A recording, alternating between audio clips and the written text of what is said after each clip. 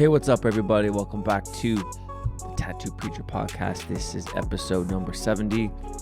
Hope you are all doing awesome today. In this episode, I want to look at a familiar passage of scripture and familiar topic if you've been following this podcast as well as my YouTube channel. But I want to hit it from a different perspective, and one that I recently, I don't know how, I've talked about this a lot, and I've read this verse, this portion of scripture a ton, but for whatever reason,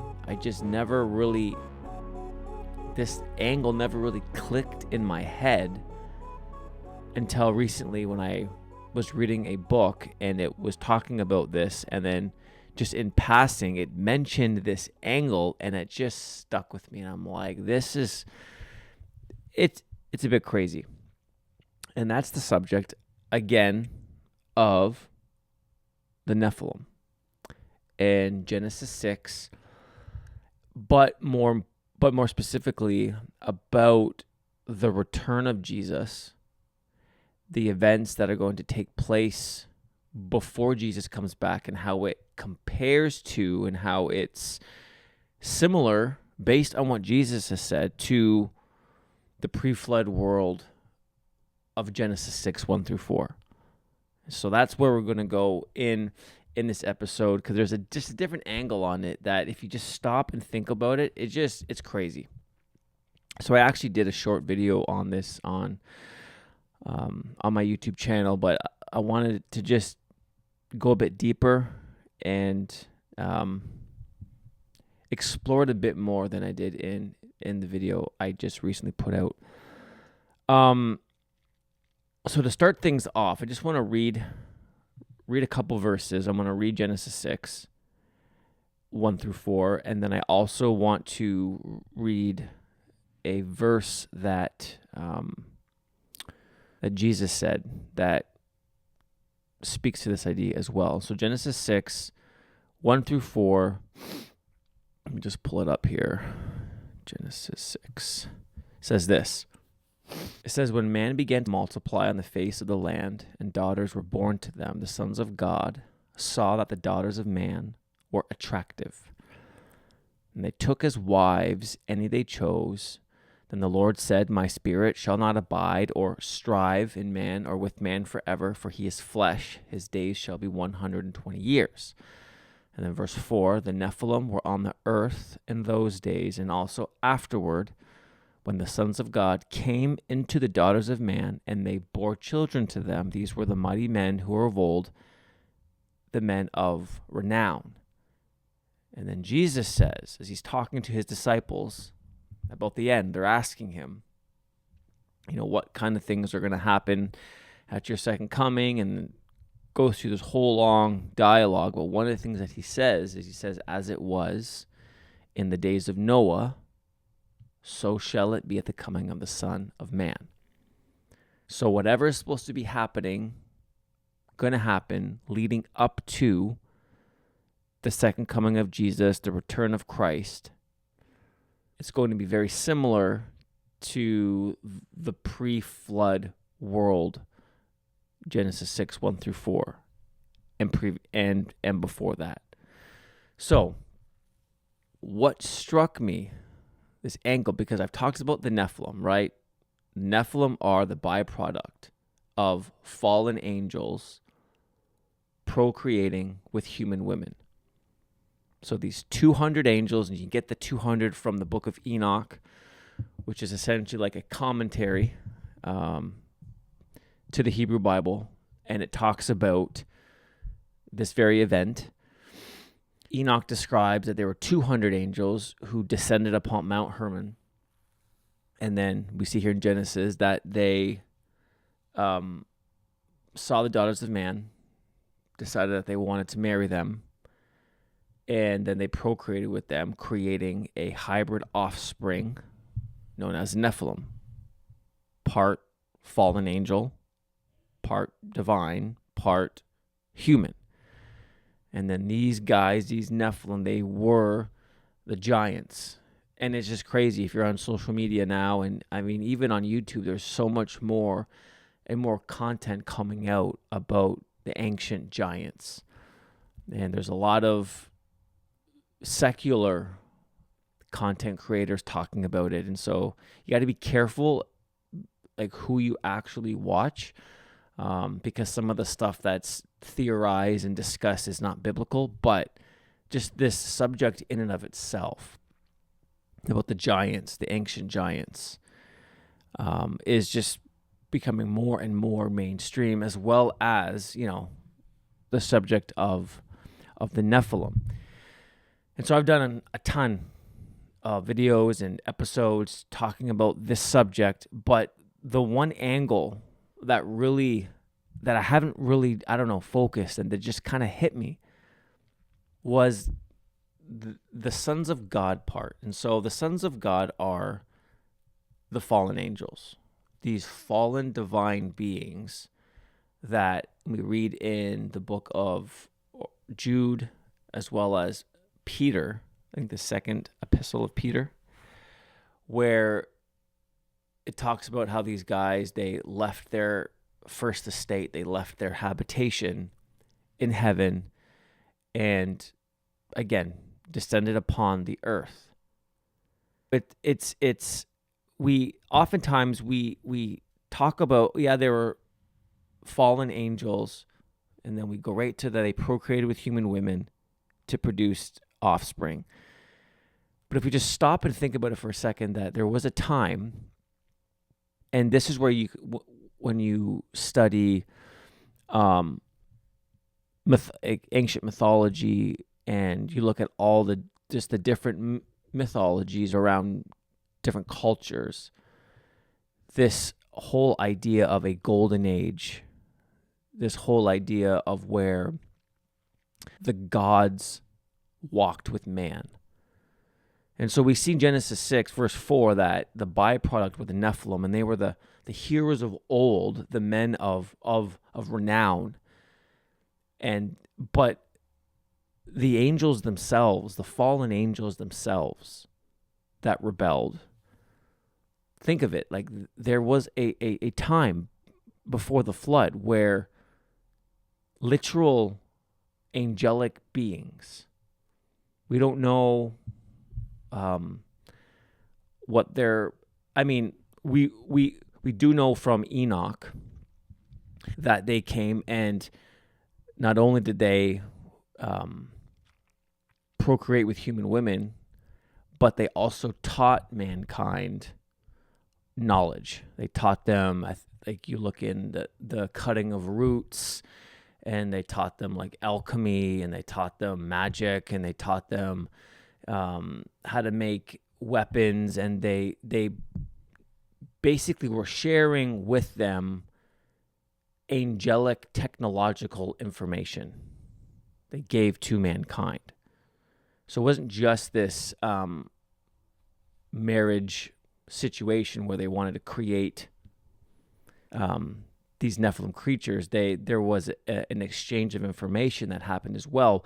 But the point that I want to make, and the angle that I want to look at, is that there was a time when humanity and the quote-unquote gods lived together.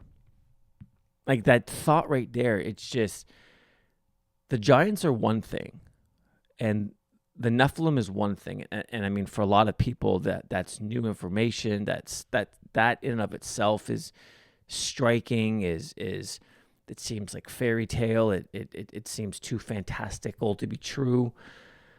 But if you've been down this road enough, that subject is not as shocking anymore. But what really is shocking, if you stop and think about it, is that the fallen angels themselves left wherever they came from. And I mean, again, I'm reading a book right now that's theorizing about the different kind of levels of heaven. So Some ancient sources think that there are 7 heavens. A lot of them think that there's 3 heavens. Paul himself in the Bible said he went to the 3rd heaven. And so there's different theorizing of what that means. And this book that I'm reading is theorizing that there's 3 heavens, but then each heaven is comprised of different dimensions. And so then he's kind of theorizing, in the 3rd heaven, there's multiple dimensions. And then you go to the 2nd heaven, and the fallen angels, the devil, when he left heaven, and everyone who left with him and who potentially could be continuing to leave. There's nothing that says there's no more angelic rebellions happening right now, which is a whole other subject in and of itself. But this author theorizes that they're all coming from the 2nd heaven. But regardless, they are leaving the 2nd heaven and those certain dimensions, and they entered our 3/4 dimensional space that we live in, and manifested themselves in such a way that became physical. And so whether that means that they have this ability to, shapeshift, if you will, or this ability to turn themselves into human, or to give themselves human bodies. Some people think that they which I don't hold to this view, but they came and then they took over, or they possessed human males and then begin to live vicariously through them. I don't hold to that at all. So there's different theories of how they did this, but however that happened, they seem to have this ability to interact with our realm, our space. They became physical, and they lived amongst humanity for hundreds of years, while, like Genesis 6:1, it says in Enoch that this whole thing happened. They descended, these 200 angels descended in the days of Jared, which I believe was Noah's great or great grandpa.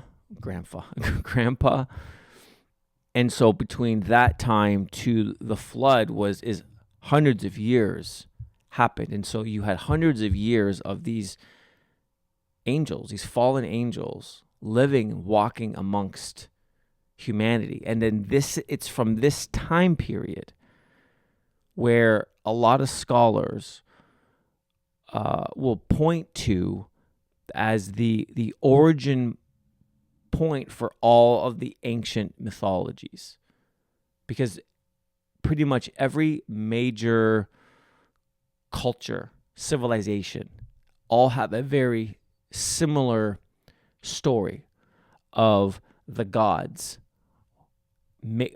procreating with human women. Every culture, civilization pretty much has a flood story. And so this is kind of the origin point for so much mythology all over the world. And when you get into talking about the time of Atlantis, and it's often referred to as, it was the golden age when the gods and man walked together. It's like this, we don't specifically know exactly what it was like.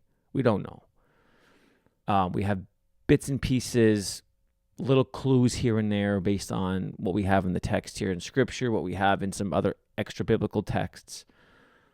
But there was a time period where the divine beings were living amongst humans.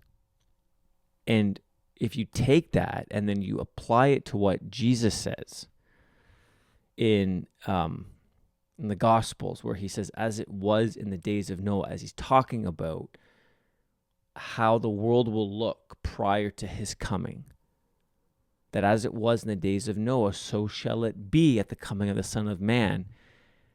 It's a very, very real possibility that we're going to be living amongst, or there will be a generation, whether it's our generation or one in the future, where divine beings are going to be walking amongst humanity again.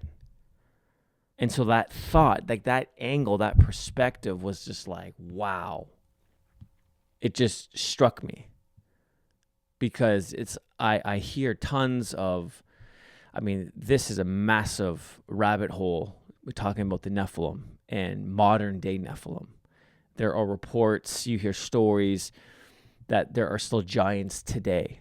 And I did a video on this, the Kandahar giant, where there's some this military platoon heard of this story of this giant living in this cave, and they encountered this giant, and like it took like 10 dudes shooting this thing 1,000 times to kill it. And then you also hear these other military accounts of in the, because the Afghan terrain is pretty nuts, and there's tons of cave systems, and it's really rugged. And so there are all these stories of soldiers who are over there, and they have encountered them, these giants. You hear, I can't remember the exact island. What's the island called? I forget. Don't remember the island, but how on this small island, their islanders claim to are still seeing these massive giants there. And then you get into different kind of Nephilim, because Nephilim, they were a hybrid, right? And in Genesis 6, what was happening is they were not only it was not only angel mixing with human, it was like angel mixing with animal, human mixing with animal. And so there was a whole bunch of these crazy creatures, this genetic manipulation that was happening. They had this technology, whatever back then. And this is where you get into the legends of the centaurs, the minotaurs, the satyrs, all of that stuff, because they were mixing with the animal kingdom as well. And so there's tons of people who are claiming that in deep underground military bases that this genetic engineering is still happening. They're still creating crazy creatures. That's why a lot of people are having these encounters with these cryptid creatures. You talk about Bigfoot, you want to talk about Dogman, and a whole bunch of there's just crazy stuff out there. So there's this whole modern day version of Nephilim creation, and behind the scenes, behind all of that is still angelic influence and knowledge that somehow has been passed down and still being communicated with humanity as they're doing this genetic stuff. And then you get into the whole subject of alien abduction, and how so many of these reports of alien abductions, they are taken and they're basically being experimented on and experimented with, and stuff is being extracted from them. And you just look into all of that, and it's just like, could that be another form of modern day Nephilim creation? I don't know. I'm becoming more and more convinced. I used to think that aliens were a separate entity that lived in the kingdom of darkness.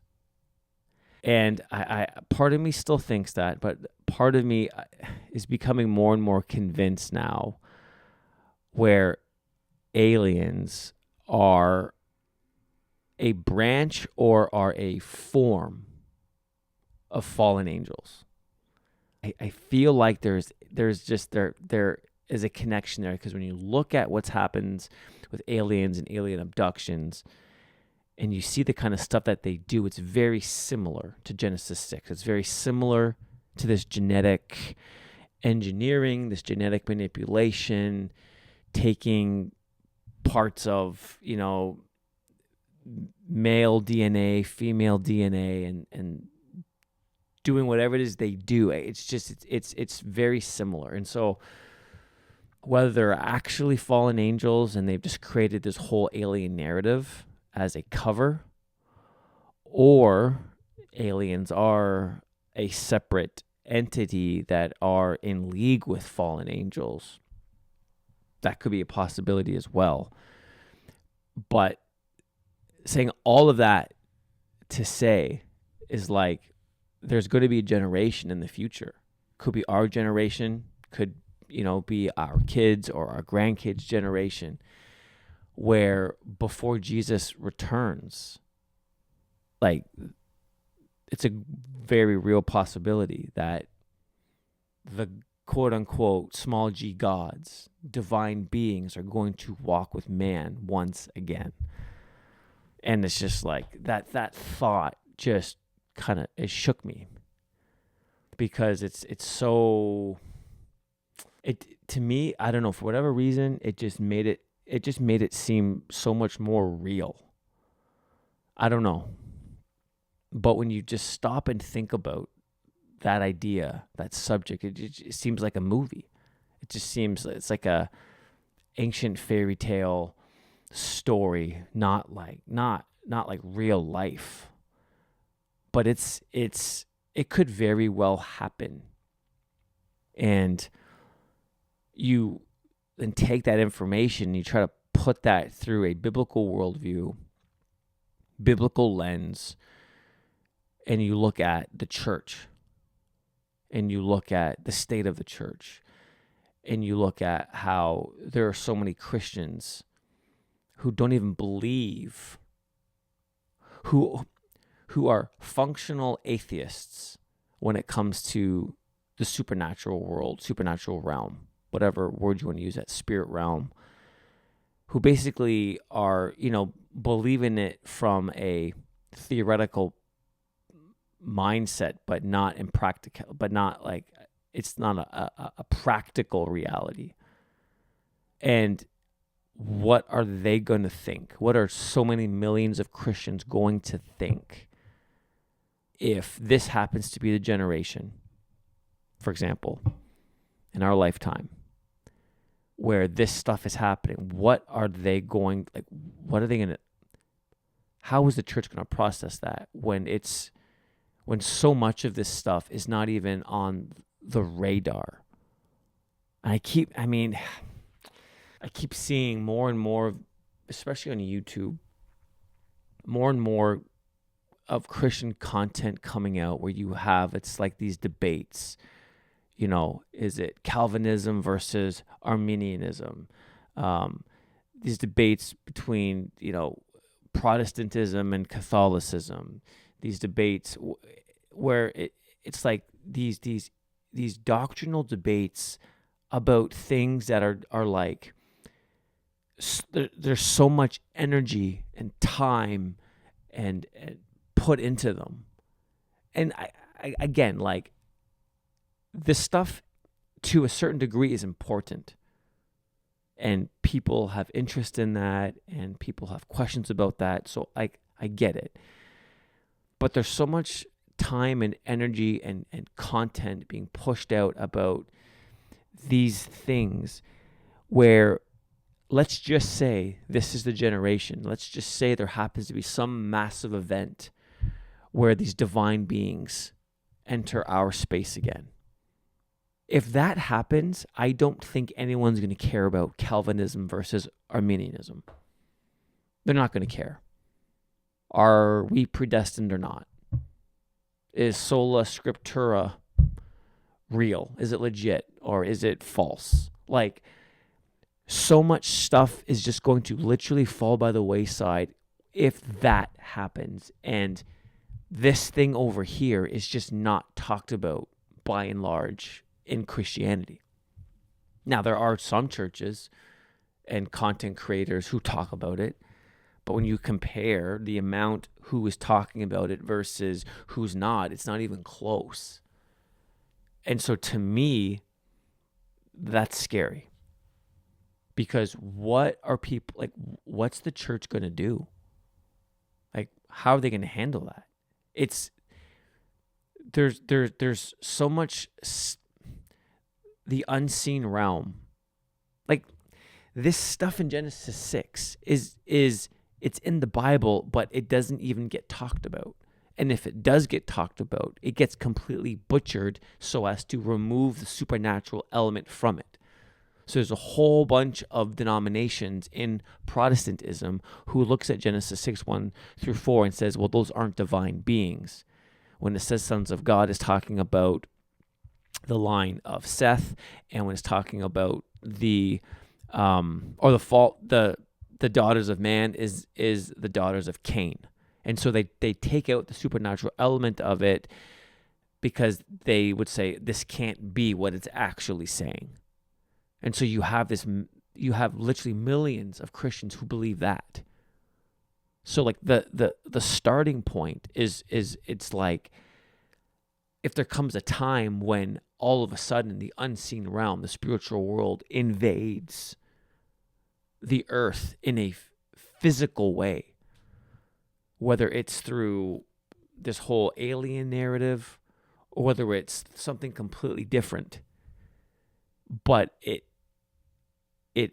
things become as it was in the days of Noah. Like, what's the church going to do? So many Christians are going to either lose their faith because they're going to be like, what is going on? They're going to question everything because the church didn't even talk about it. And if they did talk about it, they completely butchered it and removed the entire supernatural element from it. Now, I think that it's no coincidence that you look in the last 5-10 years, there's so much more emphasis and content being pushed out surrounding this, which 100% is a God thing. But on the grand scale of things, that's such a minute level of influence that it's having in general Christendom. But when you look at our world and you look at the kind of things that are happening, and like there's things that are happening that are not even, how do I even say this? Like the unseen realm is already invading our world in ways that the average Christian doesn't even know is a possibility. Like there's things happening that are just so far beyond the average Christian's understanding. And that could just be, that's because of the lack of teaching in the church. And it could be just people there's been this typical traditional box of Christianity that's been established, and this is where most people fit into. And this is what they know, this is what they believe, and they go through their lives, and it's the gospel. Like they believe in Jesus, they believe in life, death, resurrection of Christ, and they're saved. But when it comes to spiritual warfare, when it comes to the big picture, when it comes to the end of days, when it comes to the culminating of the age, man, like the average Christian has no idea how complex, how significant, how intense this stuff really is, and what's coming down the pipe if this happens to be the generation. And so, but I just, man, I saw this angle recently just from reading it and passing in a book, and it just hit me like, wow. This could be our generation, could be a generation that sees, that experiences the unseen realm, beings from the second heaven, from the third heaven. I don't know, however you want to explain that, enter into our space again. And this is what precipitated the flood. This is why God sent the flood in the first place. And the flood is a picture, is a shadow of the final judgment that's coming. When God doesn't destroy the earth with water, but it's going to destroy it with fire, like the final judgment. But before that happens, Jesus said, as it was in the days of Noah, so shall it be at the coming of the Son of Man. That it's going to invade our space again. Like, it's going to happen. And like, so many people are going to be just either led astray. They're going to realize how shallow their faith was. It's going to rock them. I mean, even just talk about aliens with an average Christian, and they can't even do that. That's fake. That's just demonic. If it happens to be anything, it's just demons. Like, there's no grid, there's no paradigm that even allows for a discussion of stuff. And that's a problem. So I just thought it was just super fascinating. And it just made me, it made it just so much more real to me. I don't know. Because this whole subject of the Nephilim and Genesis 6 is one of my most favorite topics to talk about, to think about. But this angle of like that preceding the return of Christ, angelic beings, actual angels, fallen angels, are going to inhabit the earth again. Just crazy. So that's what I wanted to talk about in this episode. Let me know down below if you were watching this on YouTube. Let me know down below what you think. Questions, comments. Like, I'm not an expert. Like, there's so much more that I don't know. I don't understand. There's so many angles to this. There's so many roads you can take this down. Like, it's so massive. This is just a very, very surface level of me just ranting a bit, but I want to know what you all think about it as well. So let me know. And thanks so much for listening, watching, and we'll see you all in the next episode. Much love.